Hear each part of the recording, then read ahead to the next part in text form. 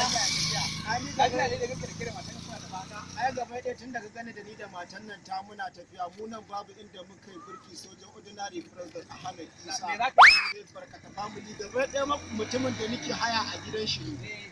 To kudin haya ta sun kare. Na nema ka san iya wata da nake sayarwa yanzu damuna ta yi babu ciniki a banki.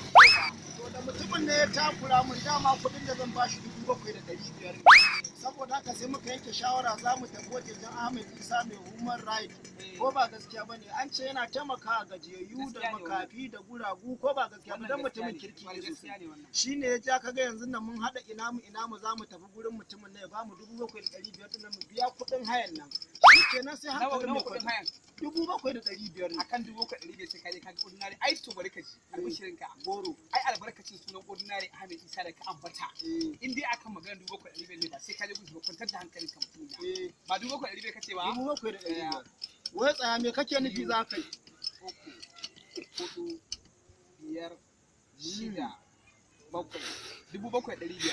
Kai hakuri ka je ka biya su kuɗin haya in dai akan wannan ne to karka ba sai ka je ka ga ordinary Ahmed ba to da ka taka ji abuci na ya hakuri ka da hankali aya mana ka je ka biya su kana ji na ba baka ga da katifa ta da tawo ba hajiya ki sa baki kake saurare shi in kin saki uku zan miki yanzu kina cewa tan zan sake ki ba abin da za a yi tsaya ka ji in baka labari tunda ka ga na tawo da katifan nan ni ho zan je human right din nan a zauna idan ma ban gan shi ba shin huda zamu da ni da mun dinga kwana a can kenan ba za mu da ba na gan shi a gani kuma 7,000 da kake magana ka kyala abin ka bana so ni shi ne to ku sa kai a mota ne kai ai wallahi mota kuma babu so tun ba ba so ba mu da mu tafi a kasa fa ko da an ce mutumin kirki ne wai amma kana ga yan fada sun barka lafiya ka ga abin da zaka yi tunda shi mai wannan mutum ba shi da damuwa mutumin kirki ne kuma duk wanda suke kewaye da shi musamman akrama kallah din mutanen kirki ne wannan kaya ba sai ka taba da su ba ka aje kayan ku hau in je kai kuri shi Allah ya da ayo bukata take biya naka ai ni da kake ji kana gani katifar ga hoban aje ta he Ahmed Isa ga katifar nan a ku ya tabbatar da gaske nake ni hukumar rayu zani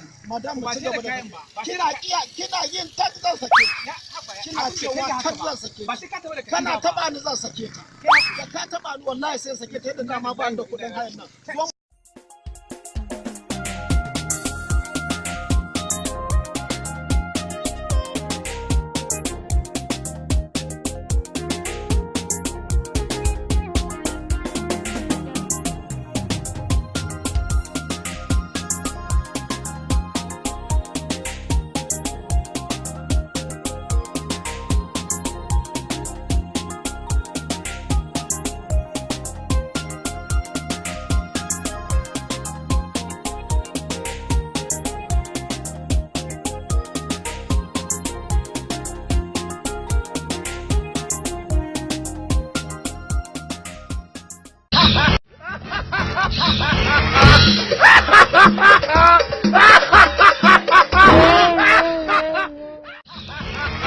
Ha ha ha ha!